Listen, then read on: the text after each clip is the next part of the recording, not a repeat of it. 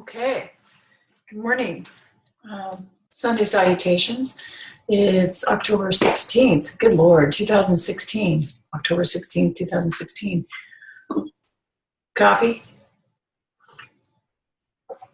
Let's go ahead and stick with tradition and sit for just a bit. I'll walk you through it.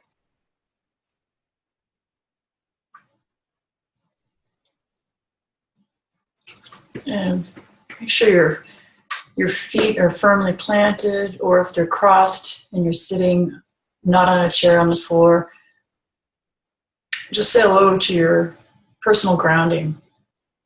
Muy importante to come back to basics. Everyone gets a little ahead of themselves and gets spiritually highfalutin with wanting to get to more complex strategies for accomplishing spiritual enlightenment, which is just ego farming. So just come back to yourself, come back to your grounding, come back to the fact that you're a human being, energy in a body, having the human experience, and just, gosh darn, take that in for a second. Just take a break. Pull all that energy from your intellect into your heart and rest for at least a few moments.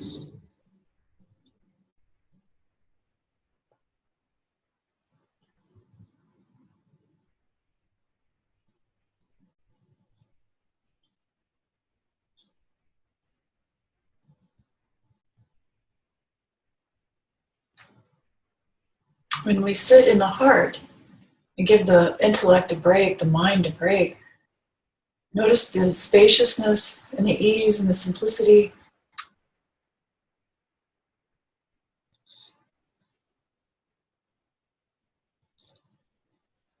And the restful quality of the heart space.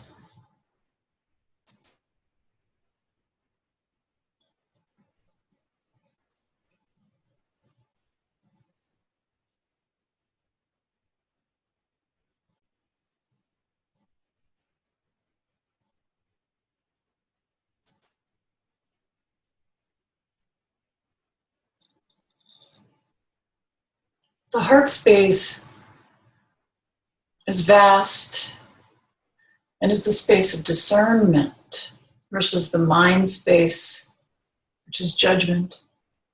And that's going to be the topic of discussion this morning. There seems to be some confusion between discernment and judgment. The mind sees things two-dimensionally, the heart experiences things multidimensionally. Therefore, the heart can discern more of its personal truth for the individual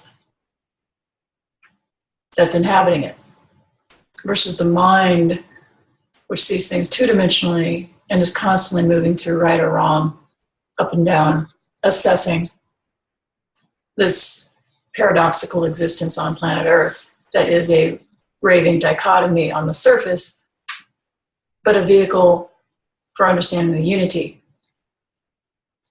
at the same time.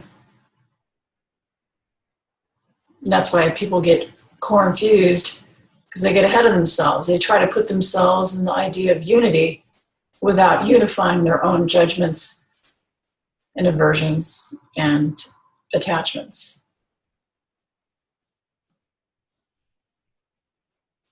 Aversions are attachments. Aversions and predilection are preferences, ergo attachments. So, come back to the heart for a moment.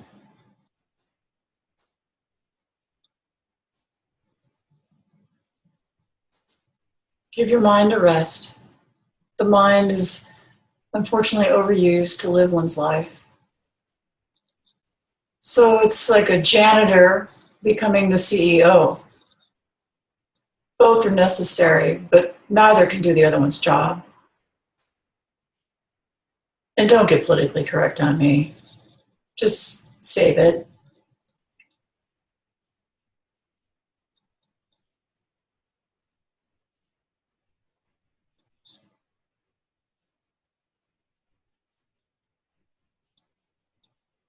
And if you did get politically correct on me, that's fine too.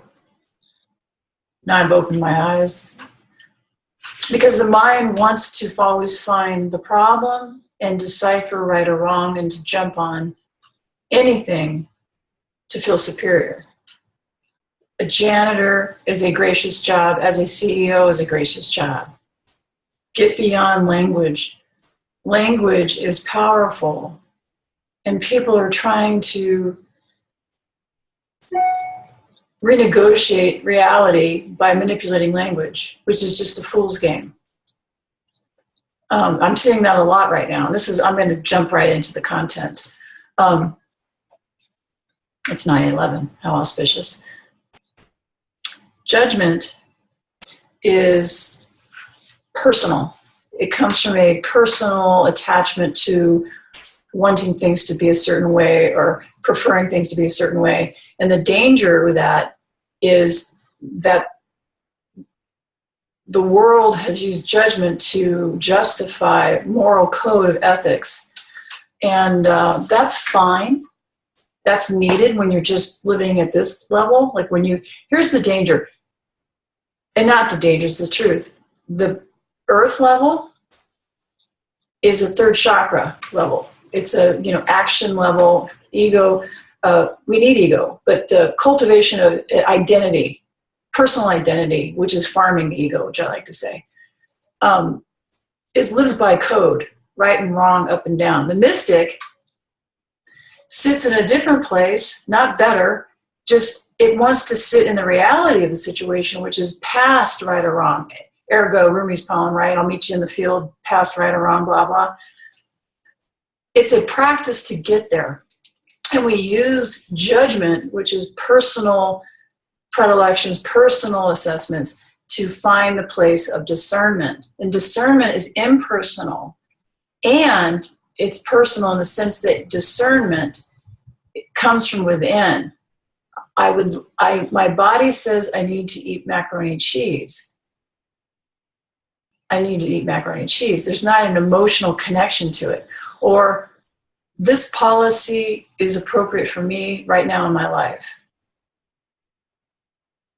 It's personal and it's accountable. Discernment is personal, accountable, and devoid of emotion.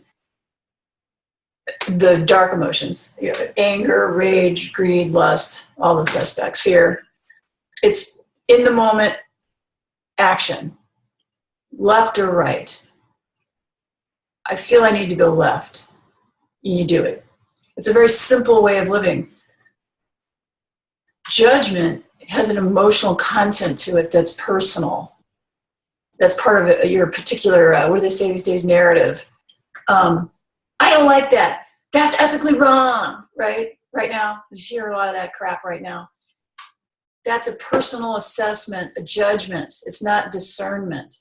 You're projecting something onto another individual, which always, always speaks to your own limitations and capacity to see yourself in the other, which is what the advanced, if you say, I'm saying on purpose to get you all crazy, spiritual practitioner, seasoned practitioner, sees as an opportunity to humble her or himself, there's my PC acknowledgement, and bow to that which they judge and say, well, thank you for showing me that. Where does that connect to me? It's not, if you noticed, saying that certain things are right or wrong, and you're not condoning whatever it is, but you're willing to bow and put your head to the ground and see where that resides in you. That is a powerful, powerful practice that I could call in certain classes mercy, the practice of mercy, mercy, humility, and empowerment. Because every time we bow our heads to the ground, we grow in power. That's what people don't get either, because the mind wants to separate humility and power, ergo, judgment. Discernment is impersonal and personal. It comes from within. It's the assessment of a situation and taking personal accountability and taking an action for you and not blabbing out here. Judgment is an ego, emotional assessment of something. which looks normal because most people are doing that. And here's the thing, I just have to lay it on the line. If you don't have a concept of spirit or God, then this world becomes the be-all, end-all. Ergo, morality and ethics. So it's needed. And that's why people have made politics a religion, which is not a problem. You have to participate, but if you so choose, I can't tell you what to do. Never ever think that that's the end game. Participate, but eyes wide open. Always understanding that there is something greater happening here. And that this is the curly tail of the dog, as Swami Vivekananda says. It'll never be straight. And continue to try to straighten it. Do your thing, but pay attention to the outcome. It's always the same. And the invitation is to participate at the same time. It drives people crazy. But that's the mystic's point of view. How to be here, participate, and always see it for what it is. Put your faith in yourself and God, not in people. Therefore, you can love them deeper. I just covered a lot of territory. Reflect on this. Don't jump the gun. Or jump the gun and jump off the cliff with other lemmings. But this plane, if you don't have something within yourself that's greater than this plane, then this plane becomes the be-all, end-all. And you will cling to your ethics and your moral judgments, which is fine. Do that until you don't want to do it, until you see, right? Not a problem. That's the predicament we're all in. And then you'll start seeing, it's like, wow, why am I trying to change something that doesn't quite need to be changed? As a matter of fact, can't be changed. And who am I to think I can change it? And I'm assessing it through my own judgment that there's a problem here. Ego trip, man.